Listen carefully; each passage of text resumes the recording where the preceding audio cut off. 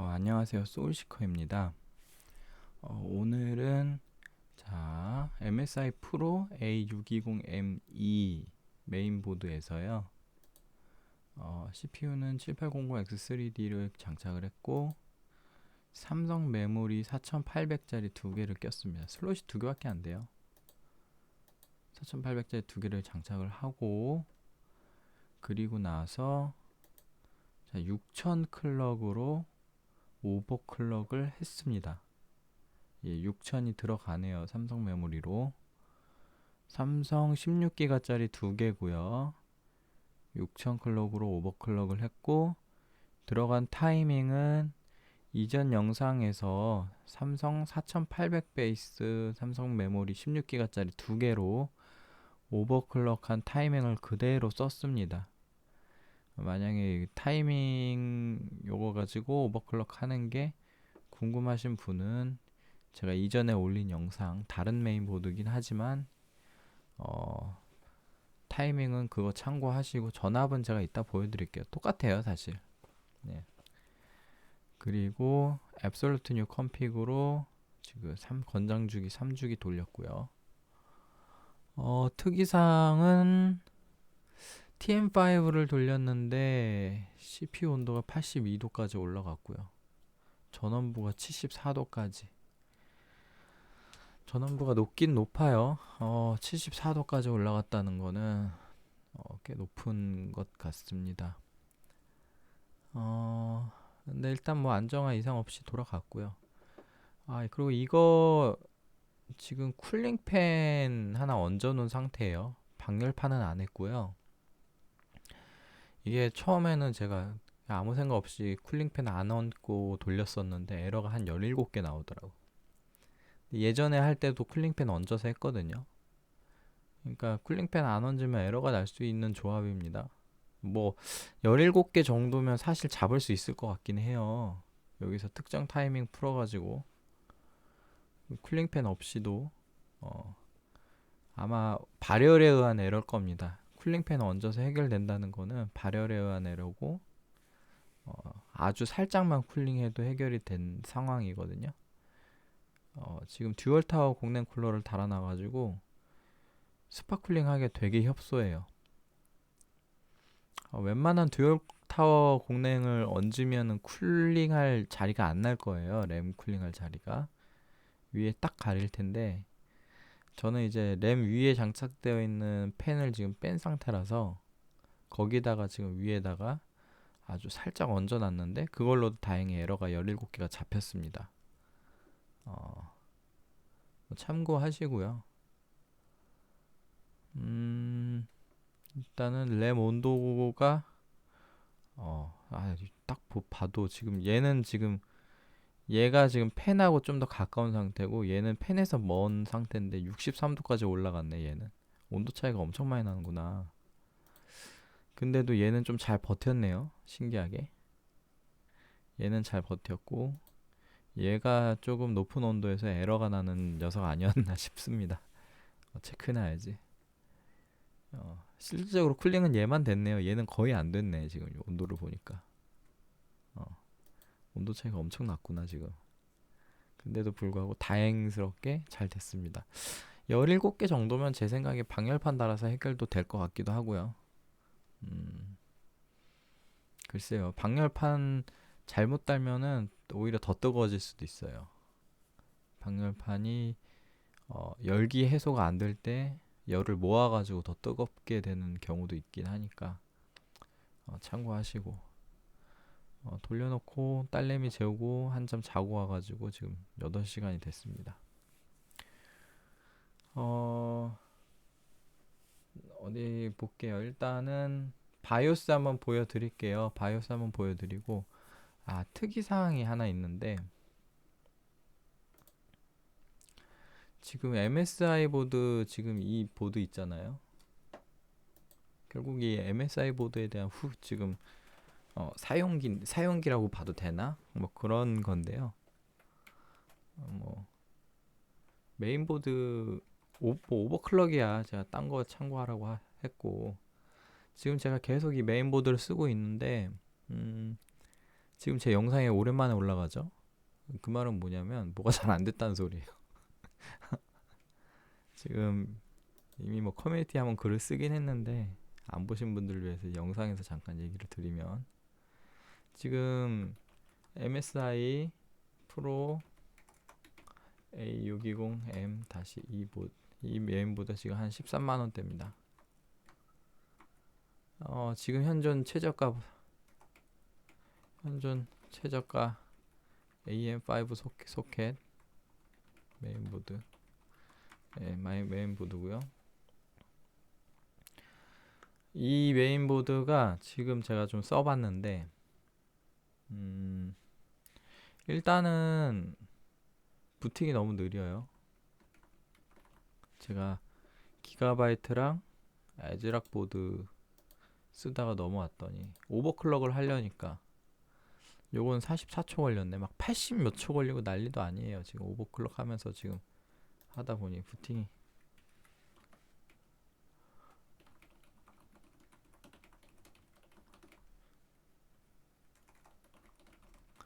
근데 이 부팅 느린 거는 지금 이미 커뮤니티에 많이 보고된 사례입니다. 지금 에이수스 보드랑 MSI 보드 2종에서 부팅 속도가 램 오버클럭 시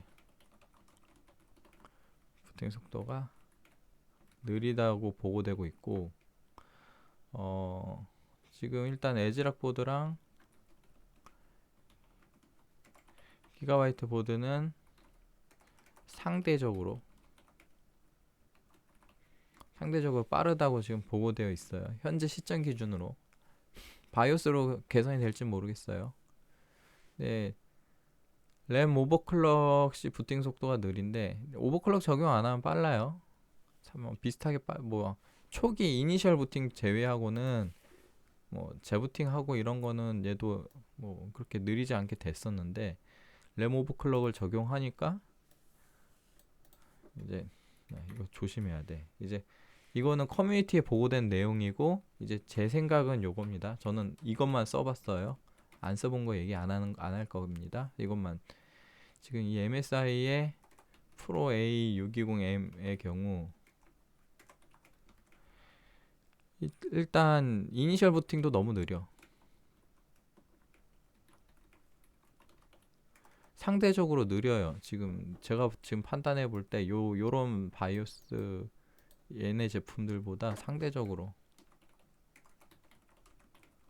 이니셜 부팅도 느리고 램 오버클럭 적용 시도 꽤 느려.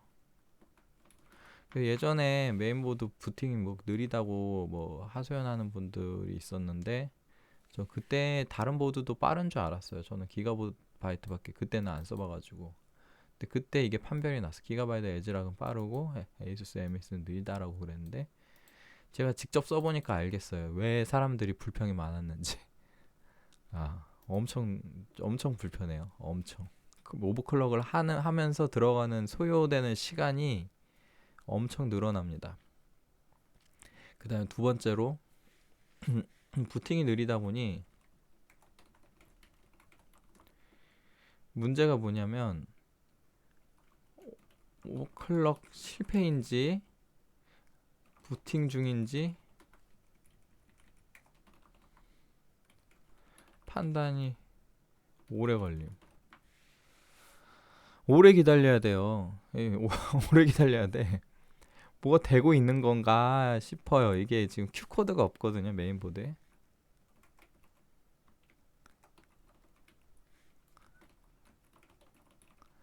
Q코드 LED가 없어요. 그러다 보니 보통 이렇게 Q코드 LED가 없는 경우에 이제 시간을 가지고 한 이 정도 안 되면 안 되는 거야 라고 감으로 보통 제가 시머스 클리어를 하곤 했거든요. 오버클럭 실패면 시머스 클리어를 해야 되는데 이 오버클럭 실패인지 아직도 부팅 중인지 판단이 잘 안 돼. 그러다 보니 또 시간이 오래 걸려. 기다리는 대기 시간이 소요되고. 세 번째로 지금 제가 일부러 하이닉스 말고 삼성 램으로 썼어요. 하이닉스로 잘 되는 거야 뭐. 이제 어느 정도 안 되는지를 봐야 되기 때문에 조금 하이닉스보다 좀 클럭이 안 들어간다고 생각되는 삼성램으로 했는데, 삼성램 호환성 문제가 있긴 있는 것 같아요. 왜냐면은 제가 지금 16기가 두 개로 오버클럭을 했잖아요. 이 상태에서 오버클럭을 풀어도 오버클럭이 아닌 상태에서도 제가 16기가 제외하고 32기가짜리 두 개를 꼽잖아요. 그럼 부팅이 안 돼요. 처음엔 부팅이 안 돼. 호환성 문제가 두 개 꼽았을 때, 슬롯이 두 개입니다. 두 개 다 꼽았을 때 부팅이 잘 안 돼요. 메모리 트레이닝 점등이 들어와서 그 점등에서 잘 안 넘어갑니다. 빨간불하고 CPU랑 램하고 불이 두 개가 동시에 들어와. CPU, 램, 디버그, LED 점등 두 개 모두 들어온 상태에서 부팅이 잘 안 돼요. 안 넘어가요. 한참 기다려도 안 넘어가. 트레이닝 중인가 긴가민가 해요. 부팅이 잘 안 되는데 이거 어떻게 해결했냐면 그 램을 하나 뺍니다. 그 CPU랑 가까운 쪽 램을 뺐어요. 왼쪽 거예요. 램을 하나 빼니까 이제 부팅이 돼요. 램을 하나 빼면 부팅이 돼. 그러고 나서 그럼 부팅이 완료되면 이제 트레이닝이 끝나거든요. 부팅이 되면 이제 이 램 트레이닝이 된 거예요. 그 상태에서 이제 다시 이제 끄고 램 추가 장착 하면 이러면 돼요. 이러면 두 개 모두 인식합니다. 그러니까 트레이닝 과정에서 삼성 램 두 개 꼽았을 때 뭐가 문제가 있는 것 같아. 그게 이제 최근에 뭐 유튜브가 삼성 램 분량이 늘어났다, 혹은 삼성 램 지금 재고 줄이고 있잖아요. 뭐 문제가 있다 뭐 이런 식으로 얘기하는데, 제 혹시 추정입니다. 추정. 혹시 이런 트레이닝 쪽 문제 아닌가? 왜냐면 제가 지금 삼성 램이 집에 좀 꽤 있어요. 지금 테스트 하다 보니까 16기가짜리도 4개 있고 32기가짜리도 4개 있고 그런데 계속 이런 증상이 나와요. 메인보드 쪽 트레이닝 문제가 아닌가 싶어. 무슨 소리냐면, 불량이라고 하시는 분들 중에 혹시 MSI 보드 사용자 있는지 한번 보세요. 저는 개인적으로 이게 지금 메모리 컨텍스트, 이거 보시면 아시겠지만 얘네랑 메모리 컨텍스트 리스토어 정책이 두 개가 다르거든요. 그래서 그거랑 상관이 있지 않나 싶은 생각이 듭니다. 그거랑 상관이 있지 않은가. 그러면 이제 메모리 컨텍스트 세팅에 따라서 이 트레이닝 할 때 뭔가 장착하고 부팅이 잘 안 되면 이거 불량이에요 하고 하는 경우가 있지 않나 싶어요. 제가 요 두 보드 쓸 때는 없었던 증상입니다.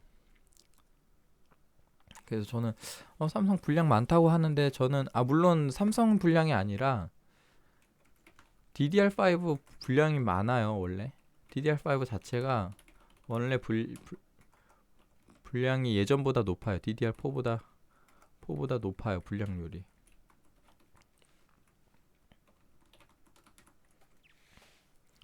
원래 높은데 저도 진짜 교환 AS 보낸 거 꽤 됩니다. 예전에 인텔 시스템에서도요. 인텔 쓸 때 이게 다 인텔에서 했던 거예요. AMD 이후에 고장난 건 전 아직 없어요. 근데 불량률이 높아가지고 뭐 교환 보내고, DDR5 자체가 삼성뿐만이 아니라 하이닉스도 그래요. 하이닉스도 그랬는데, 근데 최근에 삼성 램 불량이 늘어났다고 하는 뭐 그런 유튜버 보고도 있고, 최근에 삼성이 물량 줄이고 있죠. 근데 그게 이제 메인보드 트레이닝하고 뭔가 안 맞는 게 있는 게 아닌가 싶어요. 그러니까 왜냐면 요렇게 바꿨더니 됐어요. 요렇게 장착하니까 됩니다. 요렇게. 혹시 안 되시는 분 요렇게도 해보고, 그래도 안 되면 그때 뭐 불량이라고 보내보시든가. 그래서 어쨌든 되긴 됐어요. 저는 근데 만약에 제가 16기가짜리 두 개를 쓰다가 32기가 두 개를 장착을 하면요, 또 안 돼. 그럼 이거 또 램을 하나 빼야 돼요.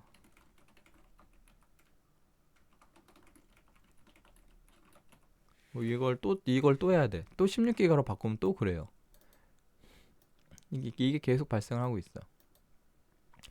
아, 물론 이제 요 사이 과정에서 시모스 클리어를 저는 한 번씩 해주는데, 모르겠어요. 여기다 하나 적어 놓을까?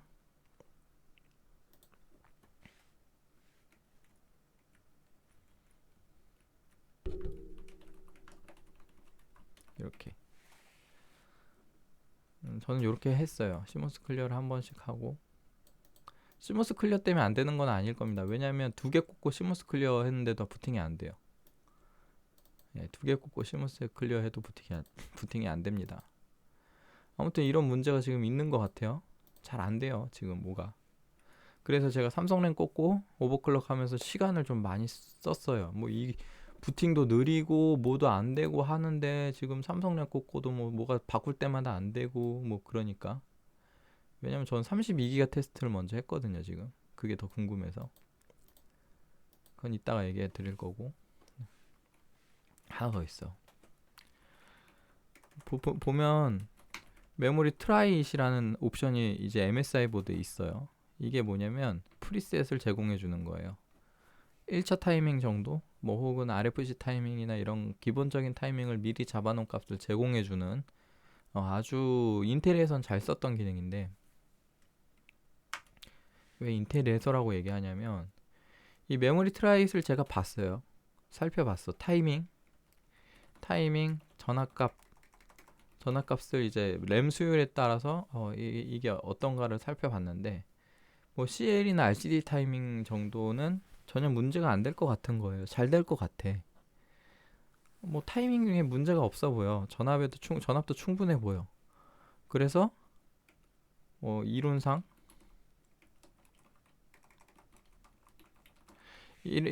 메모리 트라이잇에서 제공하는 이게 하이닉스뿐만이 아니라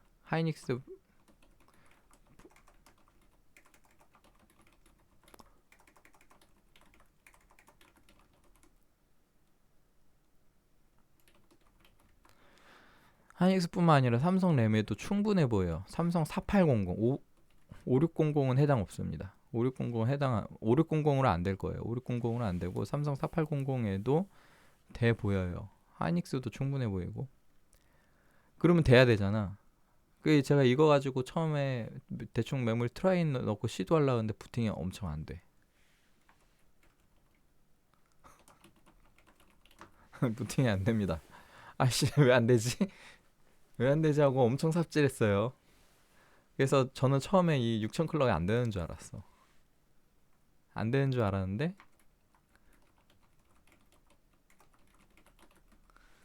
이 메모리 트라이잇은 지금 이 MSI 보드에서 이따 보시면 아시겠지만 6000 클럭 밑으로 없어요. 6000 붙어 있습니다. 6400까지.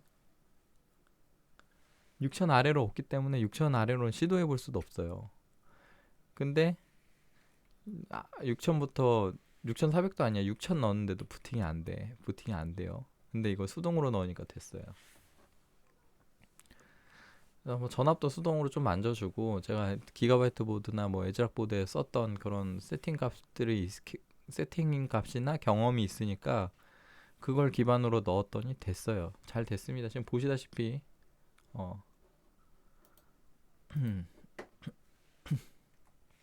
하나 더 있어. 이제 삼성램, 자 이거는 기준입니다. 자 이거는 다시 보시다시피 32기가 기준이에요. 16기가짜리 2개, 16기가짜리 2개로 됐어요. 삼성 램뿐만이 아니라 다른 것도 안 될 것 같기는. 아니야, 하이닉스는 될까? 삼성 램이라고 할게요. 제가 삼성 램으로 해봤으니까. 자, 삼성 램 32기가짜리 두 개 꽂고 싶은 사람도 있을 거 아니야. 그쵸? 64기가를 쓰고 싶어요. 64기가를 쓰고 싶은데 물론 이 64기가 모드를 꽂으면 부팅이 더 느립니다. 그러면 얘도 느리고 뭐 오버클럭 할 때 자꾸 실패나고, 근데 그 와중에 삼성 램 32기가짜리 꼽아놨으면 부팅이 엄청 느리죠. 그래서 제가 삽질을 엄청 오래 했어요. 안 돼, 뭐가. 안 되는데 안 되는 건지 되는 건지 잘 모르겠어. 그래서 한참 기다려야 되거든요. 예, 이게 부팅이 원래 오래 걸리는데 원래 트레이닝이 오래 걸려. 램 용량에 따라서.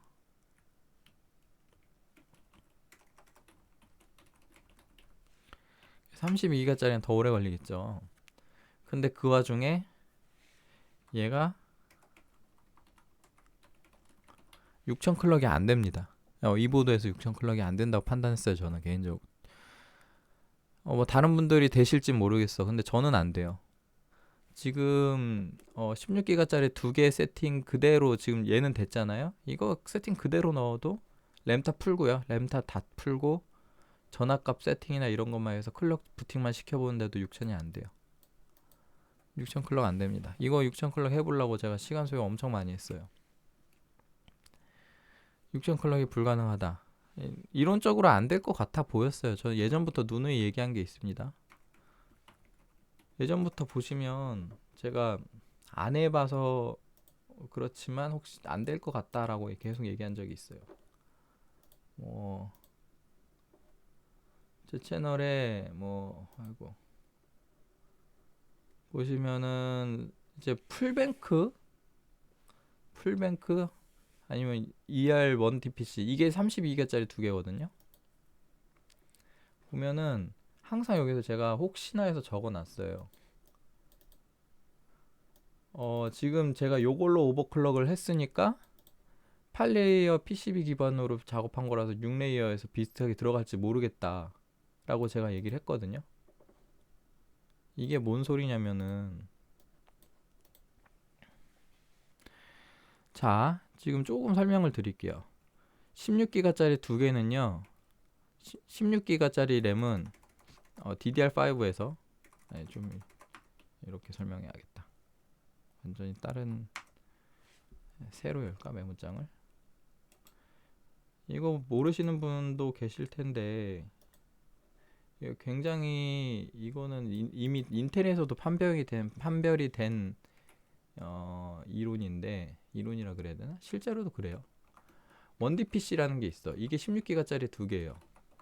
혹은 8기가짜리 두 개도 해당돼. 왜냐하면 DDR5에서 16기가랑 8기가는 원 랭크입니다.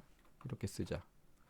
16기가 원 랭크짜리가 16기가 모듈이랑 8기가 모듈이 원 랭크고, 투 랭크가 32기가입니다. 정확히 따지면은 16기가는 1R 곱하기 8이고요. 8기가는 1R 곱하기 16이에요. 32기가도 2R 곱하기 8입니다. 이 뒤에 붙는 8이라는 거는 한번 데이터에 전송에 필요한 랭스라 그래야 되나요? 필요한 랭스가 이제 8개씩 혹은 8기가의 경우에 16개씩 전송한다는 그런 크기예요. 전송되는 데이터 큐의 크기, 혹은 그 데이터의 큐의 크기 자체가 이제 셀의 크기를 얘기하기, 크기라 그래야 되나? 셀이 이제 한 번에 데이터를 끄집어오는, 한 열에 끄집어오는 게 8개 단위 혹은 얘가 16개 단위로 단위가 틀려요. 그러면 이게 단위가 틀리다는 건 뭐냐면은 데이터 큐에 쌓이는 데이터 수가 다르다는 거거든요. 데이터 비트 수가 다른데, 그래서 16기가 모듈하고 8기가 모듈 중에 뭐가 오버클럭이 잘 들어가요 하면 얘가 잘 들어갑니다. 근데 지금 이게 중요한 게 아니고, 지금 1R, 2R, 그러면 1R하고 2R 중에 뭐가 오버클럭이 잘 들어가요 하면 얘가 더 잘 들어가요. 왠지 알아요? 랭크가 두 개니까. 랭크가 뭐냐면요, 랭크의 개념은 간단하게 생각하면 단면하고 양면 생각하시면 됩니다. 우리가 이제 램을 보면 램에다 이제 칩이 들어가 있어요. 메모리 칩이 들어가 있는데 칩 개수가 2배가 되는 겁니다.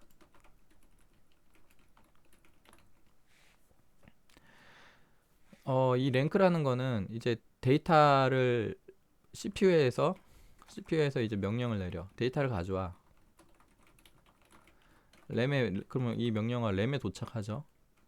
이 램에 도착하면 램에서 어디 쪽 데이터를 찾아야 되는지 뭐 결정을 해야 돼요. 그러면은 이 메모리 칩이 한 면에 8개씩 달려 있잖아요. 그 8개 중에 어디로 가야 될지 찾아야 돼. 그러면 이게 양면이란 말이에요. 그럼 앞면으로 갈 건지 뒷면으로 갈지 결정해야 돼요. 그게 랭크로서 결정이 되거든요. 칩 셀렉트라 그래서 여기 RDRDSC라는 타이밍이 그거에 관여를 합니다. WRWRSC 랭크라는 개념. 랭크로 제대로 찾아가면은 이제 뱅크 그룹으로 찾아가요. 그러고 나서 뱅크 그룹에서 이제 뱅크로 찾아갑니다. 이런 단위가 있어요. 램으로 가기 전에 일단 딤을 찾아가고. 그래서 CPU에서 딤으로 가서 딤에서 딤에서 랭크로 가고 랭크에서 뱅크 그룹으로 뱅크 그룹에서 뱅크로 가서 뱅크에서 이제 데이터로 끄집어 내오는 겁니다. 근데 지금 이 보통은 16기가나 8기가 쓸 때는 랭크가 1개예요. 랭크가 하나다 보니까 랭크를 찾아가는 것 자체가 의미가 없어요. 근데 랭크가 2개가 되는 순간 이 랭크를 찾아가는 동작이 추가가 돼야 되고요. 추가가 돼야 되고, 자, 메모리는 이렇게 있는데 메모리가 이렇게 여기 슬롯에다 이렇게 꽂혀 있단 말이에요. 그러면은 여기 이렇게 막 핀 줄거져 있잖아요. 이 데이터가 여길 통해서 전송이 돼요. 전송 통로는 하나야. 전송 통로는 이렇게 하나가 존재를 하는데 여기 달려있는 칩 데이터가 이렇게 보통 8개씩 있죠. 이쪽에도 있고 뒤에도 한 면 있어. 이 8개가 이용하는 거랑 16개가 이용하는 거랑 뭐가 더 요게 부하가 많이 걸릴 것 같아요?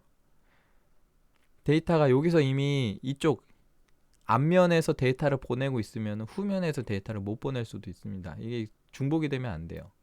그렇기 때문에 요 데이터를 쓰는 타이밍을 그 간격 타이밍으로서 조절을 하는데 그거에 대해서 로드율이 걸리기 때문에 그만큼 오버클럭이 안 들어갑니다. 오버클럭이 안 들어간다는 말은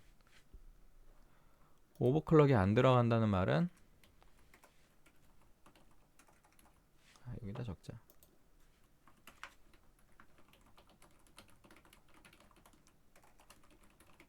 얘는 지금 클럭이 안 들어간다는 소리야. 타이밍이야. 램 수율만큼 줄일 수 있어요. 하이닉스를 쓰던 삼성을 쓰던 그런 램 특성에 따라서 줄일 수 있습니다. 전압 인가하는 것만큼. 타이밍을 얘기하는 게 아니에요. 오버클럭이 잘 안 들어간다는 거 클럭을 얘기하는 겁니다. 얘도 그렇고요. 얘도 클럭이 잘 안 들어가고 1R, 2R도 클럭이 잘 안 들어가요. 랭크가 2배가 되면. 그러면 자, 하나 더 있지. DPC가 있고 1R 2DPC가 있고 2R 1DPC가 있고 2R 2DPC가 있어. 램 살 때 관련된 설명 이런 게 붙어 있는 경우도 있고 메인보드에서 이 경우에는 클럭이 어느 정도 들어가요. 이렇게 적혀 있는 경우도 있어요. 보신 분 있으실 거예요. 안 보신 분들, 못 보신 분들도 있을 거고. 이게 뭘 의미하냐면은 1R 램 2개, 4개, 풀뱅크랑 풀뱅크 아닌 거 얘기하는 겁니다.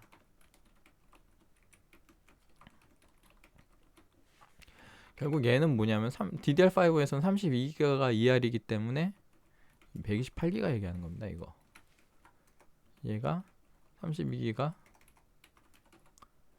64기가고요. 얘는 16기가 4개 풀뱅크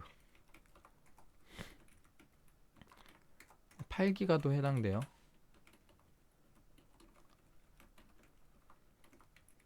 근데 제가 예전에도 위에서도 얘기했다시피 오버클럭은 8기가짜리가 더 안 들어갑니다.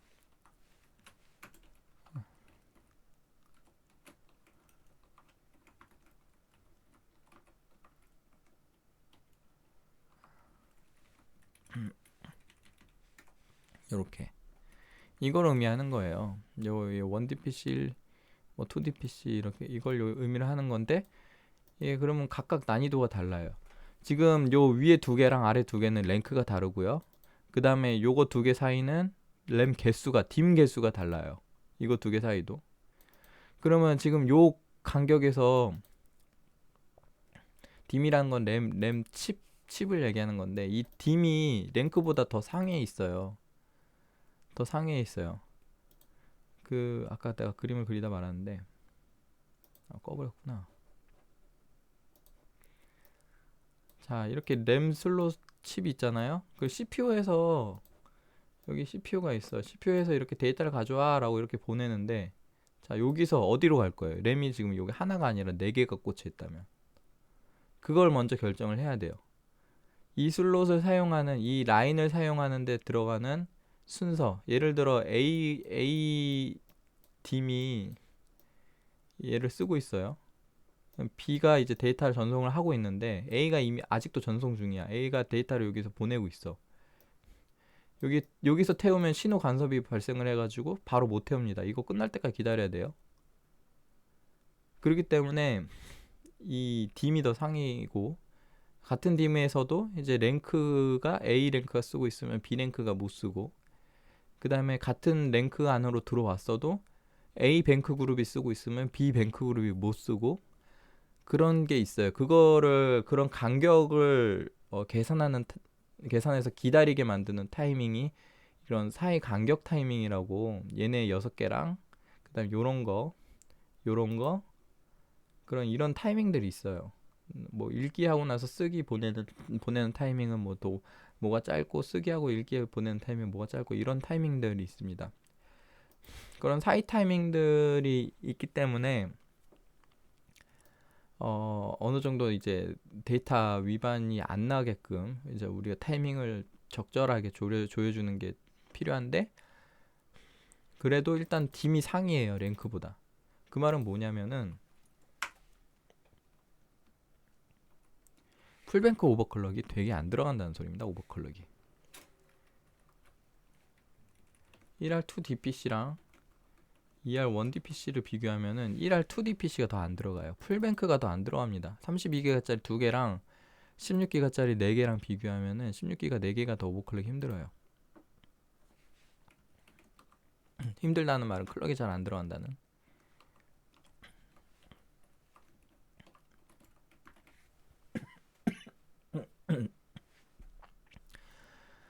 뭐 난이도는 요렇게 구별이 돼요. 이게 제일 쉽고요. 그리고 요렇게 클럭이 얘네가 원래 더 안 들어가는 게 맞거든요. 자, 거꾸로 썼어.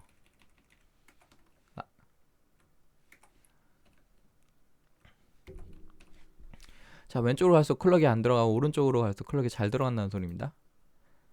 클럭이 원래는 1R1 DPC가 제일 잘 들어가요. 그 다음에 이렇게, 이게 어디서 기준이냐면, 일단은 인텔.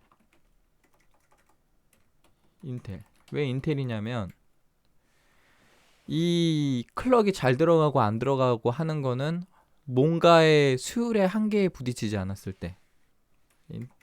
이렇게 적자.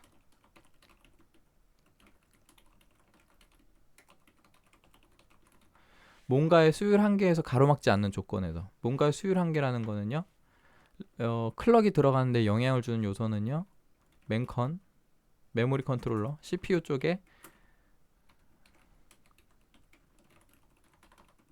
수율, 보드 수율, 그 다음에 메모리 수율입니다. 근데 우리는 마지막에 이 메모리 수율을 이 개수로서 얘기하고 있어요. 얘네가 이 메모리 클럭을 들어가는데 아무런 지장을 주지 않는 범위 내에서 이 메모리 수율에 따라서 이런 차이가 있다라고 지금 얘기를 하는 거예요. 얘네가 아무런 영향을 안 주는 충분한 수율이 있을 때,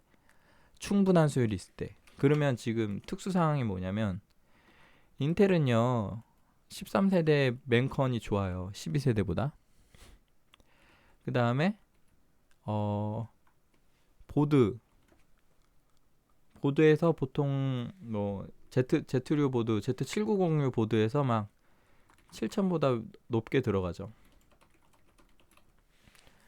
그러면 7000 클럭 이하에서 이 메모리 수율에 대해서 고려를 했을 때, 예를 들어 하이닉스 A다이 두 개를 꽂았을 때 내가 한 7200까지 들어간다고 봐요.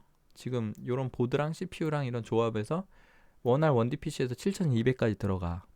그러면 2R 1D PC에서 7200이 될까요? 안 됩니다. 안 돼요. 그 다음에 1R 2D PC에서 7200이 될까요? 그것도 당연히 안 되죠.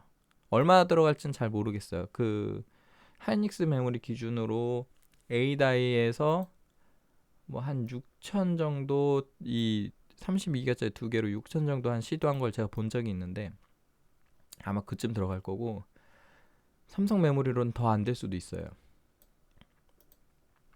자, 이게 인텔에서 그래요. AMD에서는 어떠냐고. AMD에서는 클럭이 보통 6000에서 6400까지밖에 안 들어간다고 다들 이제 슬슬 알고 계시죠. 이 정도가 한계다.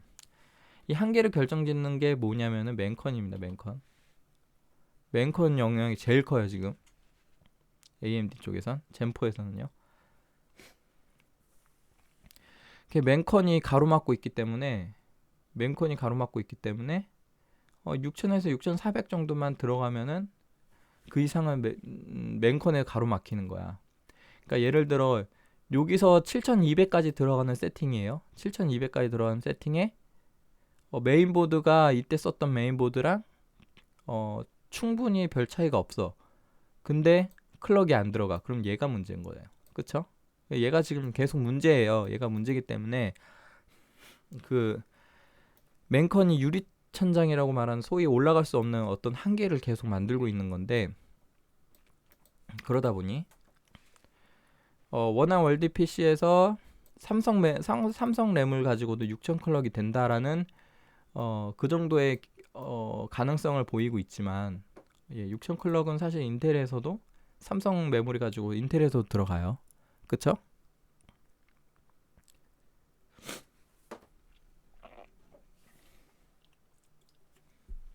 자, 인텔에서도 들어가는 건데, 자, 원R 1D PC는 인텔도 들어가고 AMD도 들어갑니다.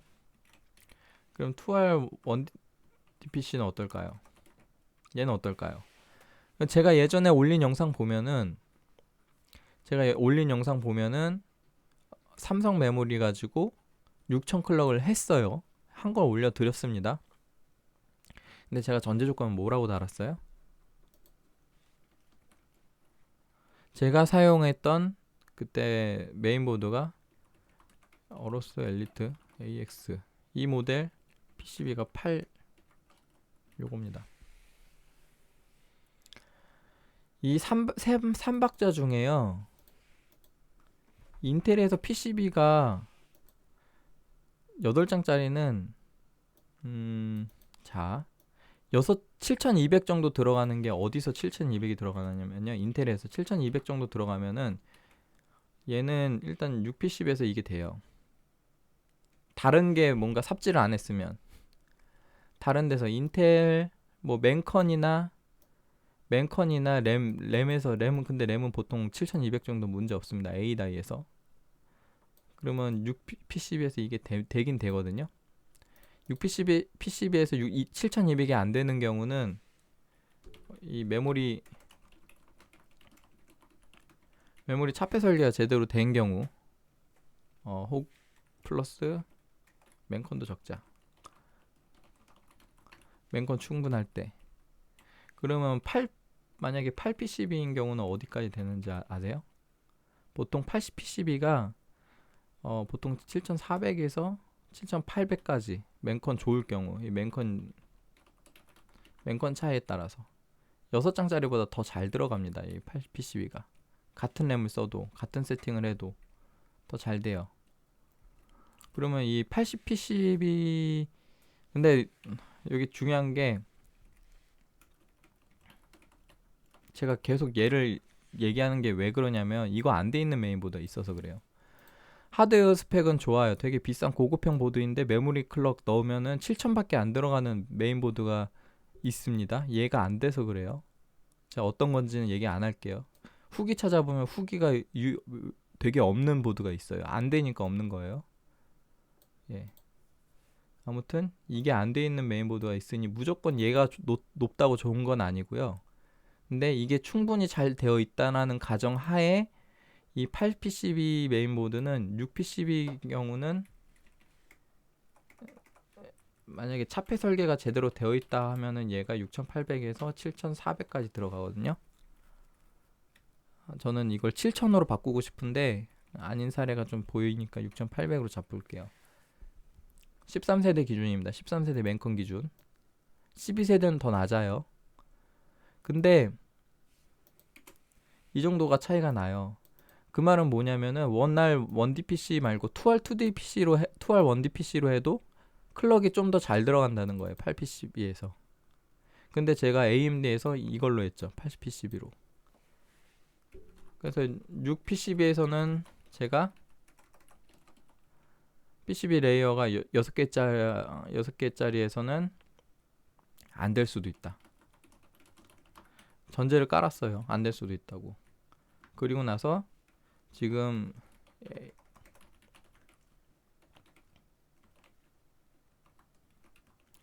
이 보드가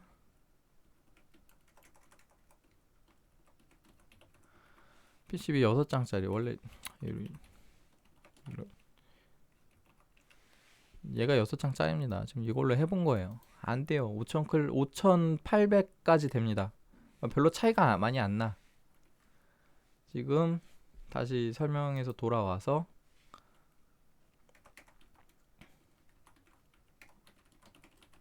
자, 5800 가능합니다. 5800 제가 해봤어요. 5800 가능합니다. 6000은 안 돼. 5800 클럭 가능하다는 거는 제가 전압 세팅 이렇게 저렇게 만져봤는데도 불구하고 6000이 안 됐어요. 5800은 가능합니다. 타이밍 뭐 5800에서 타이밍을 뭐 잘 조이면 6000이 안 돼도 불구하고 젠4 메모리 오버클럭의 특징 중에 하나가 클럭이 높지 않아도 잘 조이면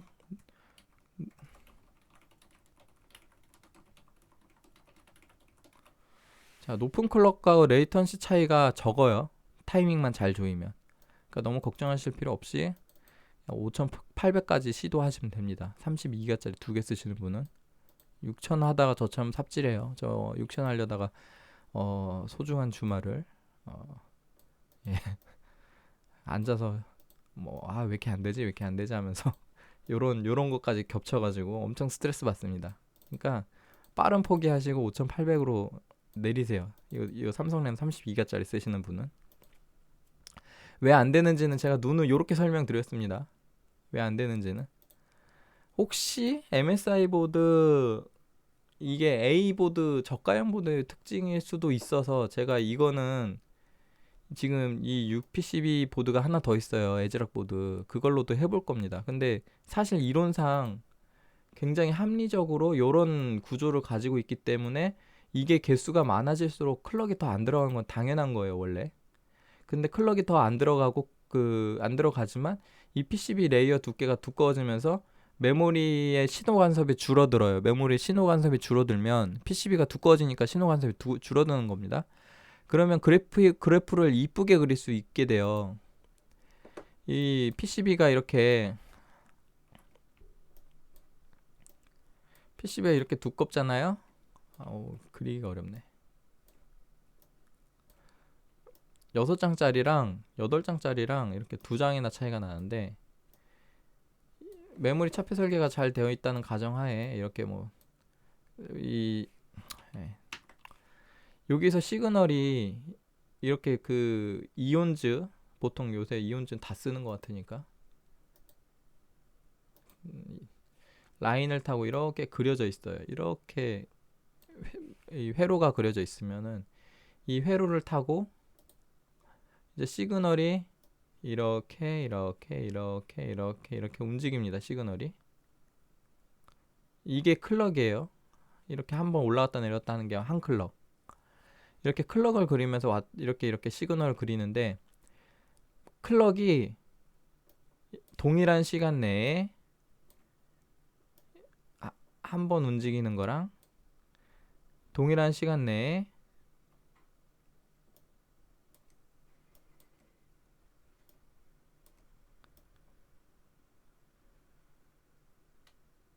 두 번 움직이는 거는, 클럭의 수치가 예를 들어 얘는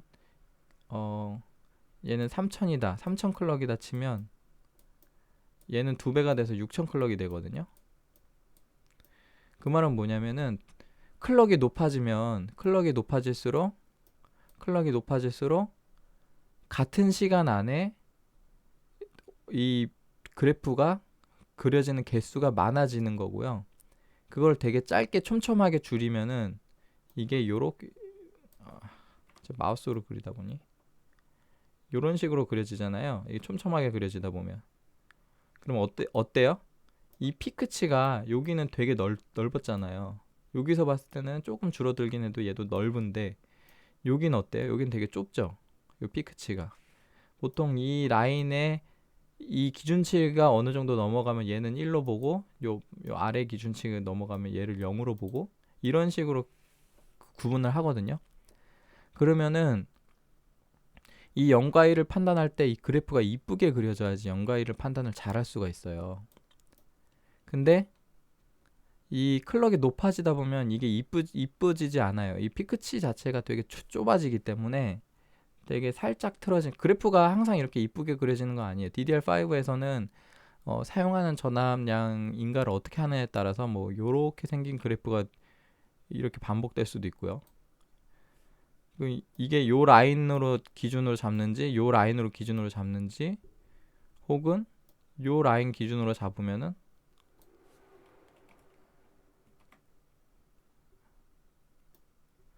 요 라인 기준으로 잡으면 어때요? 얘도 1이고 얘도 1이에요. 1이 두 개 있는 거예요. 이거 기준으로 잡으면 1이 한 개인 거고, 이거 기준으로 잡아도 1이 한 개인 겁니다. 기준이 달라져요. 그래프 생긴 거에 따라서.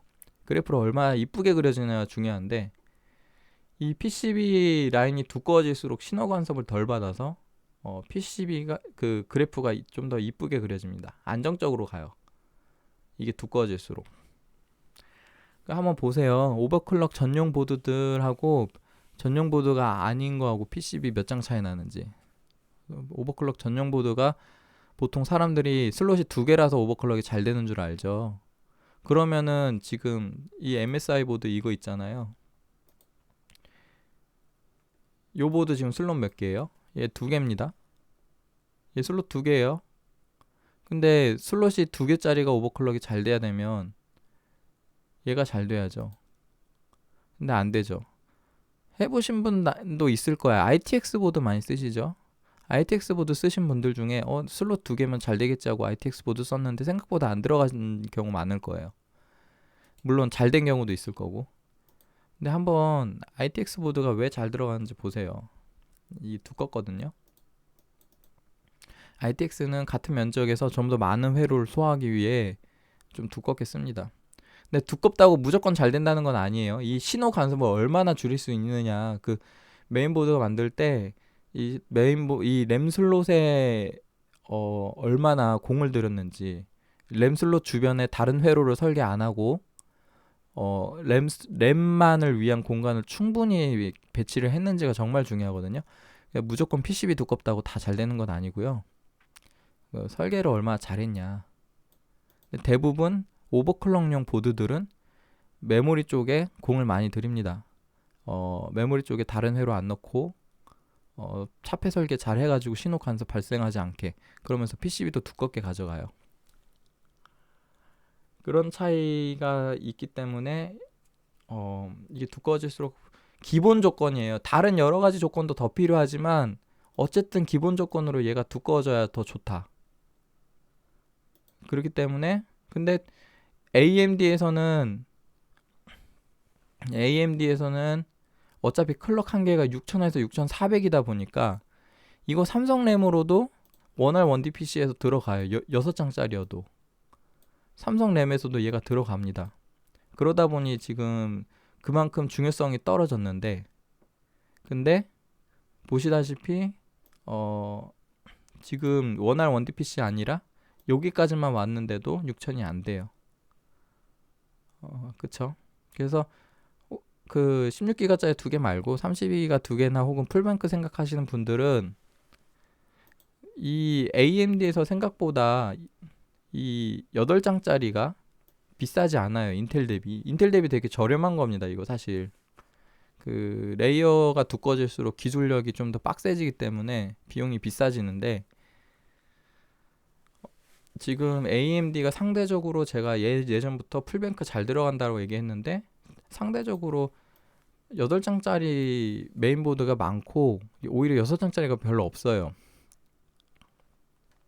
에즈락에서 2개 있고요. 기가바이트에서 현 시점 기준으로 A보드 말고 B650 보드 중에 에즈록 보드 2개밖에 없고요. 기가바이트 하나밖에 없어요. 6장짜리가. 나머지 다 8장짜리예요. 그러니까 AMD가 풀뱅크나 혹은 양면 램 오버클럭이 잘 들어가는 겁니다. 그래서 잘 들어가는 거예요. 물론 여러 가지 뭐 다른 조건들도 있어요. 잘 들어가기 위한 여러 가지 조건이 있기 때문에 제가 뭐 소울시커가 PCB 두꺼우면 잘 된댔어. 무조건 잘 되는 게 아닙니다. 기본 조건이에요. 기본적으로 그게 돼요. 왜냐면 안 되는 보드가 있어서 제가 계속 얘기하는 거예요. 요거 제대로 안 된 보드가 있어요. 고급형 보드인데 엄청 오버클럭 안 들어가는 보드가 있습니다. 저도 이미 해봤어요. 직접 해본 겁니다. 저는. 예. 듣기도 했고. 아무튼 여기까지 설명드리고, 그래서 지금 이런 식으로 쭉 테스트를 했어요. 삼성램 32기가도 테스트를 했는데 얘는 6,000은 안 되고 5,800. 타이밍은 이거 그대로 써도 되긴 합니다. 클럭만 줄여가지고. 그 32기가 오버클럭 하시는 분들은 요거 조절하셔야 돼요. 요거 제가 올린 영상 보세요. 제가 올린 영상하고 타이밍 비슷하게 쓰시면 될 겁니다.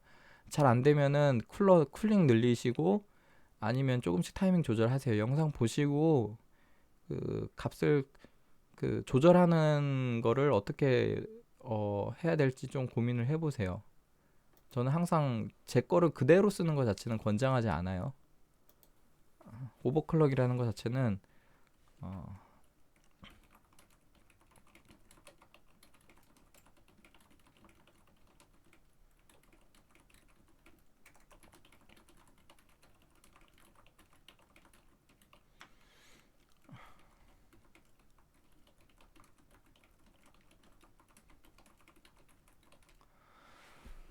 그대로 하지 마시고 제 값 기준으로 늘리고 혹은 줄이고 해보라는 겁니다.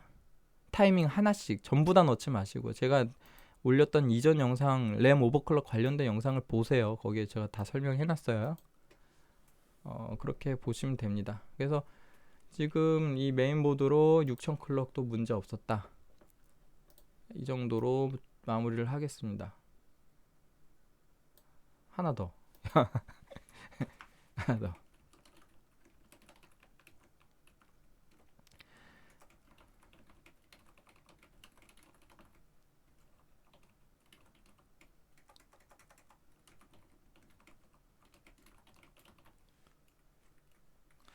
시모스 클리어를 제가 자주 하는데요. 오버클럭 할 때 보통 시모스 클리어 한 번 하면 잘 돼야 되는데 얘는 시모스 클리어 한 번 하고 한참 기다려도 부팅이 안 돼요. 근데 이제 그러다가 시모스 클리어를 한 번 더 하면 됩니다. 이상해요. 아무튼 요런 거에 중복적으로 겹쳐가지고 부팅에 들어가는 시간이 너무 오래 걸렸어요. 진짜. 아무튼 이런 식으로 써보시면 됩니다. 사실 타이밍 줄이는 데는 시간을 안 썼어요. 그냥 있던 거 그대로 갖다 예전에 했던 거 그대로 썼기 때문에 타이밍 줄이는데 시간을 쓴 게 아니라 되나 안 되나 보는데 이렇게 시간이 오래 걸렸고요. 그런 이유는 이런 것들에 중첩되어서, 그래서 저가형이긴 한데 뭐 이런 불편사항이 있다. 그 다음에 전원부 온도 높다. 74도. 근데 지금 찾아봤더니 보통 전원부 온도가 뭐 100도 넘게도 버티게끔 설계되어 있다라고 뭐 구글링 하면 나오긴 하는데요. 제가 뭐 메인보드들 그 보통 전문 리뷰 업체들이 메인보드 리뷰할 때 전원부 온도 체크까지 하잖아요. 그 열감지기로. 그 중에 70 넘어가는 걸 본 적이 없어. 60대까지는 봤거든요. 모르겠어요. 제가 못 봐서 그런지. 근데 이 전원부 온도가 일단 높은 편인 건 맞는 것 같으니까 뭔가 쿨링 가능하면 쿨링을 뭐 더 했으면 좋겠습니다. 뭐 방열판 넣는다거나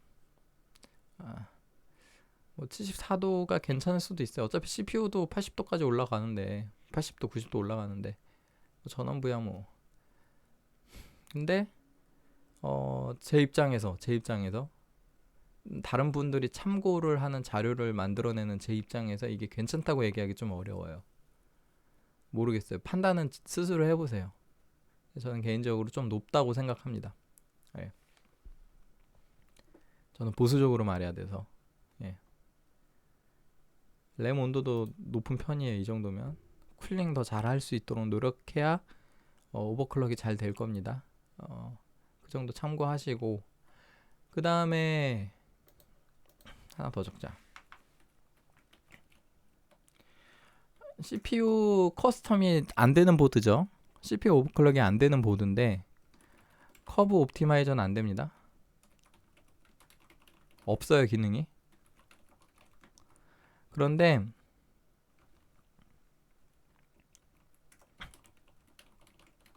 전력 제한은 가능해요. 근데 또 중요한 게 뭐냐면 할 필요가 없어요.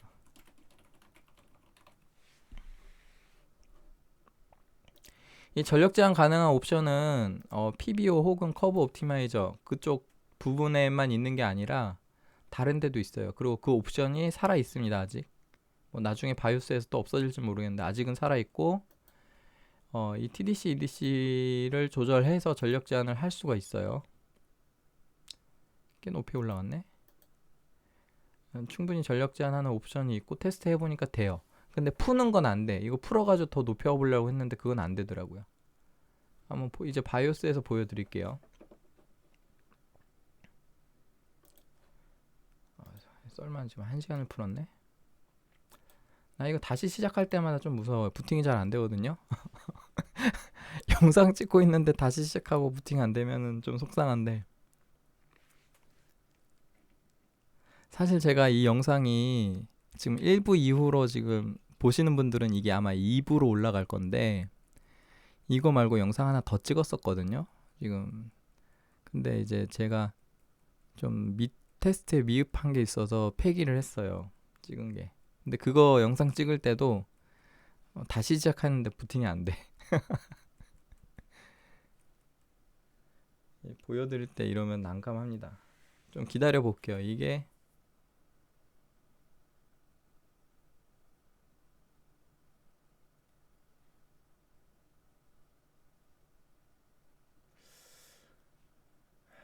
되고 있는 건지 문제가 있는 건지 모르겠습니다. 이거 할 때마다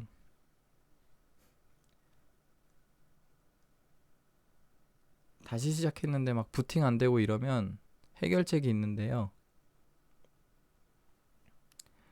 그 파워를 껐다가 한 10초 있다가 키면 됩니다. 한번 그렇게 해볼게요. 부팅 때문에 이게 뭔 일인지 모르겠어요. 삼성램이어서 그런지 하이닉스 껴도 이런지 잘 모르겠는데 하이닉스를 제가 잠깐밖에 안 껴봐가지고, 근데 부팅에 스트레스를 엄청 많이 받아 이게 메인보드가.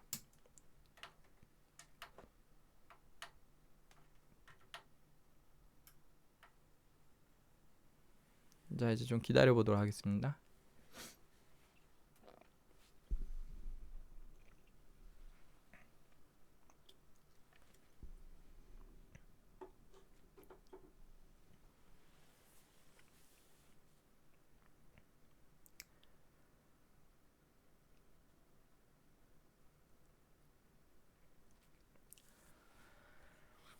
그래서 제가 일단은 이 A620M 다시 이 메인보드 MSI 보드를 이제 부팅 되네요. 테스트하는 게 너무 힘들어요, 부팅 속도 때문에. 그래서 저 개인적으로 지금 이게 2부 영상인데요. 3부도 제가 생각하고 있는 게 있는데 3부는 이제 다른 CPU에서 잘 되는지 그게 궁금해서 넌엑스 CPU 있잖아요. 그 넌엑스 CPU에서 잘 동작하는지가 궁금해서 그것까지만 해보고 이 메인보드는 이제 뭐 개선 바이오스가 나올 때까지 일단 빼는 걸로 그렇게 할 겁니다. 일단 보시면요, 메인보드에서 자 메모리 세팅 6000을 직접 입력했어요. 직접 입력했고 그 다음에 FCLK는 오토로 뒀기 때문에 오토 상태에서 2000으로 잡힙니다. 그 다음에 UCLK, MCLK 1대1로 지금 잡았고요. 그 다음에 메모리 트라이잇은 사용하지 않았어요. 이거 보시면 여기 6000부터 6400까지 이렇게 세팅이 있는데 타이밍만 놓고 봤을 때는 될 만한 타이밍이에요. 전압도 제가 체크를 했고 이 정도 충분하겠는데 라고 생각했는데 그럼에도 불구하고 안 됩니다. 안 되는 이유가 여러 가지 있을 수 있는데 이 메모리 트라이잇을 적용하면요, 이 어드밴스드 DRAM 컨피그레이션 들어가면은 여기에 보면 MISC 아이템에서 파워다운 에네이블 얘가 디세이블로 바뀌어요. 자동으로 트라이잇을 적용하면. 근데 이거 지금 파워다운 모드를 디세이블 했을 때 안정성이 떨어지는 이슈가 있거든요. 개인적으로 추천하고 싶지 않습니다. 뭐 정확히 뭐 다른 사람들 얘기 들어보면 이걸 디세이블 하게 되면 메모리 컨텍스트 리스토어를 뭐 몇으로 어떻게 설정해야 되는지 뭐 이런 얘기가 있던데 별로 해보고 싶지 않아요. 저는 개인적으로 제 영상을 보고 따라 하시는 많은 분들이 있기 때문에 저 옵션을 설정하면 레이턴시가 줄어들지언정 저는 개인적으로 추천하고 싶지 않습니다. 안정성이 떨어져요. 쓰다가 셧다운 나고 이런 증상이 있습니다. TM5 잘 돌아가요. 잘 돌아가고 나서 게임 트는데 갑자기 픽 하고 꺼지거나 블루스크린 팍 하고 뜨거나 그런 증상을 제가 경험했기 때문에 비추천하는 겁니다. 아무튼 이게 오토 내지 에네이블인 것까지 꼭 확인하시고요. 제 거 따라 하시는 분들은 버스 컨피그레이션 다 오토예요. 이거 웬만하면 안 건드립니다. 그 다음에 타이밍 한번 보실게요. 타이밍은 제가 다시 한번 얘기 드리지만 이전에 이미 오버클럭 영상 관련해서 올린 타이밍을 제가 그대로 사용한 겁니다. 그대로 썼어요. 저도 예전 영상 참고하고 그걸 그대로 쓴 겁니다. 뭐 특이사항이 있다면 FAW가 그 AMD 컨트롤이라 그래서 AMD에서 25로 제한해 놓은 거예요. 원래 민 값을. 그런데 그 AMD에서 제한해 놓은 걸 어떻게 알았냐면 제가 엔지니어한테 물어봤거든요. 이거 16 넣고 싶은데 왜 안 돼? 되게 해줘 했더니 이거 AMD에서 제한한 거야 라고 답변이 왔어요. 근데 MSI 보드는 이게 16이 되네.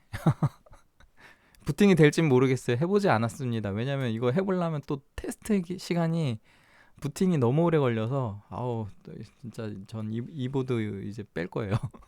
부팅 속도 때문에 스트레스 받아서. 예. 그래서 16이 혹시 되면 16으로 쓰세요. 이거 16 되면 16으로 쓰세요. 16보다 줄이지 마시고 나머지 타이밍은 제 거 레퍼런스로 해가지고 기준으로 잡고 잘 되면 줄이고 안 되면 늘리고 이런 식으로 해보세요. 타이밍 한 번에 넣지 말고 하나씩 잡으세요. 그 다음에 전압은 1.43V 그냥 때려 넣었고요. 여기도 특이사항이 있어. 자, 한번 보여드릴게요. 제가 VDD 전압을 바꿀 거예요. 1.4 짠. 그러면 D램 볼티지 얘가 VDD 전압입니다. 여기 써 있어요. 오른쪽에 설명을 좀 읽으세요. 예. 램 전압 어딘지 모르겠다 하시는 분들 다 저도 이거 설명 보고 합니다. D램 전압을 건드리니까 D램 VDDQ 전압이랑 CPU VDD IO 전압이 둘 다 바뀌었어요. 근데 얘는 두 개 거의 비슷하게 가도 상관없거든요. 이 두 개는. 근데 이 VDD IO 전압이 지금 뭔가 이제 젠4도 그렇게 오래되지 않아서 사람들이 많이 연구를 안 해서 이게 정확히 몇으로 쓰는 게 좋다라고 아직 규정하기는 어려워요. 근데 제 개인적인 경험으로 이 VDD IO를 높은 값을 쓰고 싶으면은 VSOC 전압이 높아져야 된다고 생각합니다. 저는 개인적으로. 개인적인 경험에 의하면. 메인보드마다 다를 수는 있어요. 못해도 기가바이트 보드 쓸 때는 VSOC 전압이 높았으면 좋겠습니다. VDDIO를 높게 쓰려면. 그리고 실질적으로 이걸 높게 쓸 이유도 없습니다. 1.1V 디폴트인 1.1V를 써도 보시다시피 6000 클럭 잘 돼요. 이 VDDI 전압을 높이면 오히려 뭐 잘 될 수는 있는데 이걸 1.43V로 입력해가지고 6000 클럭이 잘 될 거라고 제가 보장하기 어렵습니다. 왜냐면은 이 VSOC 전압을 지금 오토 상태에서 1.35V 정도 지금 인가되고 있기 때문에 지금 여기 보시면 이게 지금 실제로 인가된 전압이에요. 여기 표기된 전압이 이 표기된 전압이 실제 인가된 전압인데 지금 제가 이렇게 세팅하고 부팅했을 때가 1.35V 쓰고 있고 그리고 VDDIO 전압은 1.1V 쓰고 있어요. 오토 상태에서. 그래서 저는 이걸 오토로 바꿨습니다. 바꿔도 잘 되잖아요 지금. 만약에 얘를 높이고 싶으면 VSOC 전압을 같이 올려주시는 게 좋아요. 제가 좋아하는 세팅은 얘를 1.4V 넣고 얘를 1.3V 넣는 겁니다. 저는 이 세팅 좋아하는데 근데 어쨌든 이거는 제가 기가바이트 보드에서 테스트했던 거고 MSI 보드에서도 잘 될 건지는 제가 확신할 수 없어요. 모든 메인보드가 같은 값에서 같이 돌아가는 게 아닙니다. 메인보드마다 달라요. 다를 수 있어요. 왜냐하면 다르게 만들기 때문에 AMD에서 컨트롤 해주는 부분은 동일하지만 그 외 부분은 메인보드 메인보드 제조사의 재량에 따라 다릅니다. 그래서 지금 일단 제가 6000 클럭 세팅한 거는 요 세팅이에요. SOC 전압 오토로 뒀고 VDDIO 전압 오토로 뒀습니다. 이 값을 바꿔서 더 좋은 세팅을 만들 수 있는지는 잘 모르겠으나 잘 모르겠어요. 근데 그걸 확인하기에는 다시 한번 얘기 드리지만 부팅 속도가 너무 느립니다. 연구하기가 너무 힘들어요. 그래서 저는 여기까지 할 겁니다. 이게 고급 보드도 아니고 A620 보드 쓰면서 이 정도면 충분히 괜찮다고 생각합니다. 개인적으로. VDD 전압은 안 건드렸고요. 오토. VDD-P 전압을 제가 직접 수정했어요. 왜냐면 이거 VDD-P 전압이 6000 클럭을 쓰려면 얘가 1V 정도 입력이 되면 좋아요. 디폴트 상태에서 0.95입니다. 디폴트가 0.95고 0.95 상태에서 디폴트 상태에서 쓸 수 있는 최대 클럭은 5800 정도예요. 그래서 이거를 1V로 바꾸는 거를 저는 권장합니다. 6000 클럭 할 때 6000에서 좀 더 높여보고 싶어, 나는 6200 해보고 싶어 하면 1.1V 넣고 해보세요. 그 다음 6400 해보고 싶어 하시는 분은 1.15V 넣고 해보세요. 예, 그 정도 넣고 하시면 될 겁니다. 근데 저는 1V. 참고로 삼성 메모리 32기가짜리 두 개 쓸 때 이거 1V로 넣고도 실패했습니다. 이거 더 높여도 실패했어요. 했으니까 안 된다고 제가 얘기 드리는 겁니다. 뭐 내가 하면 되는데 라고 혹시 되시는 분이 나올 수도 있는데 나온 분들한테는 그냥 축하드리겠습니다. 수율이 좋은 거예요. 맨컨 수율이나 혹은 뭐 어떤 수율이든 제 거보다 좋으니까 되는 거예요. 제 건 안 좋으니까 안 되는 거고. 되는 분이 아예 무조건 안 될 거라고 얘기하기는 어려워요. 모든 시스템마다 수율이 다르기 때문에. 근데 아무튼 제 거에서는 안 됩니다. 그리고 어드밴스드 딜앤컨 다 보여드렸고 나머지는 별거 없어요. 그 다음에 이제 제가 추가로 설명드릴 만한 게 어드밴스드 CPU 컨피그레이션 들어가면은 요런 옵션들 말고 여기 보면 AMD CBS라는 옵션이 있습니다. 커브 옵티마이저는 없는데요. 이 AMD CBS에서 생각보다 많은 CPU 세팅을 바꿀 수가 있고 그 중에 뭐 쓸만한 게 SMT 컨트롤이라고 해서 이거를 디세이블로 바꾸면 하이퍼스레드가 꺼져요. 하이퍼스레드가 꺼지면은 뭐 멀티 성능 이런 건 떨어지는데요. 배틀그라운드 이런 특정 게임에서 하이퍼스레드를 껐을 때 성능이 더 잘 나오는 경우가 있습니다. 그 경우 사용하시고요. 저는 오토로 할 겁니다. 코어 퍼포먼스 부스터는 이거 건드리지 마세요. 이거 끄시면 클럭이 4200 내지 그 이하로 고정됩니다.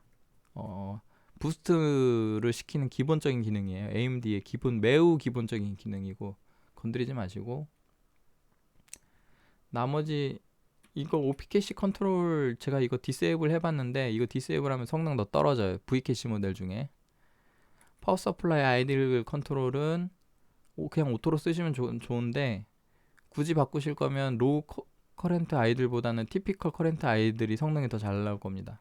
근데 그냥 오토로 두세요.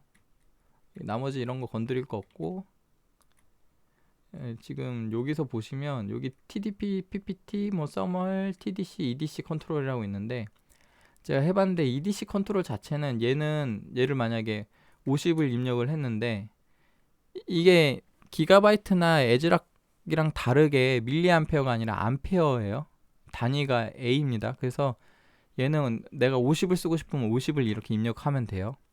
근데 50을 입력하면은 EDC 경우 제가 테스트 해봤는데 막 22, 뭐 25 이렇게 들어가더라고 실제로. 그러니까 이걸 건드리지 마시고 이걸로 하지 마시고요. 이걸로 하세요. TDC. 이걸로 하니까 잘 되더라고. 이걸로 내가 제한하고 싶은 TDC 값을 설정해가지고 세팅을 하고 나서 돌려보니까 잘 먹습니다. 늘리는 건 안 되고요. 실제 돌아가는 것보다 전력량을 늘리는 건 안 되고 줄이는 건 잘 됩니다. 그러니까 내가 전력량을 좀 줄여서 좀 더 낮은 전압 사용률을 유지하고 싶다. 낮은 온도를 좀 더 만들고 싶다 할 때 이 TDC 값을 좀 더 낮게 제한해 주면 될 것 같습니다. 하드웨어 인포에서 나오는 값을 참고하세요. 그거보다 낮게 잡으시면 됩니다. 그 다음에 서멀 컨트롤이라고 이렇게 매뉴얼로 하면 TJMax라는 게 나오는데, 이게 PBO 옵션 중에 그 스로틀 온도 리밋 그 옵션이 있을 거예요. 스로틀 템퍼러처럴 리밋이라는 옵션에 상응하는 기능이에요. 그래서 온도 제어를 할 수가 있습니다. 온도 제어라는 건 뭐냐면 최대값, 나는 온도를 여기까지만 올릴 거야 라고 하는 그 값을 여기서 설정할 수 있어요. 예를 들어 나는 60도 넘어가게 60도 넘어가지 못하게 하겠다. 그러면 실질적으로 이걸 구동했을 때 시네벤치 같은 거 돌리면은 60도 넘어가게 되면 이제 클럭 다운 시키면서 스로틀링 냅니다. 60도 이상으로 못 올라가게 해요. 성능 저하가 그만큼 발생합니다. 그런데 이제 온도 대비 성능에 대한 어떤 그 스윗 스팟이라는 게 있어요. 그래서 적당히 조절하고 쓰시면 오히려 더 좋을 겁니다. 온도 줄어드는 것 대비해서 성능 저하가 그렇게 많지 않은 스윗 스팟이 있을 거예요. 그런 거는 뭐 직접 해보시고요. 뭐 이런 옵션들. 바이오스 저장은 여기서 하시고, 일단 저도 저장을 한번 해볼게요. 저장하고 여기서 이름을 설정할 수 있습니다.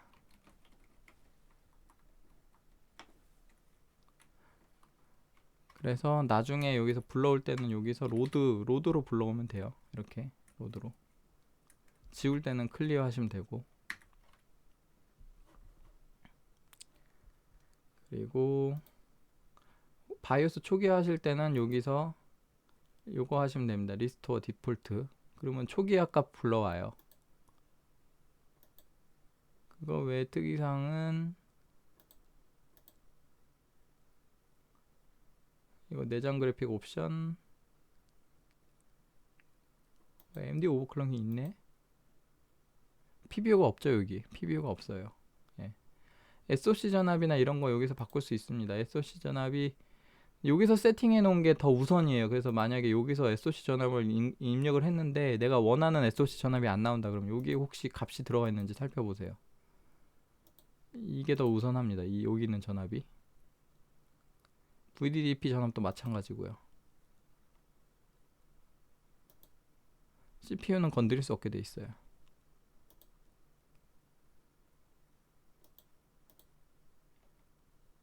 그 정도 옵션은 일부에서 다 살펴봤죠.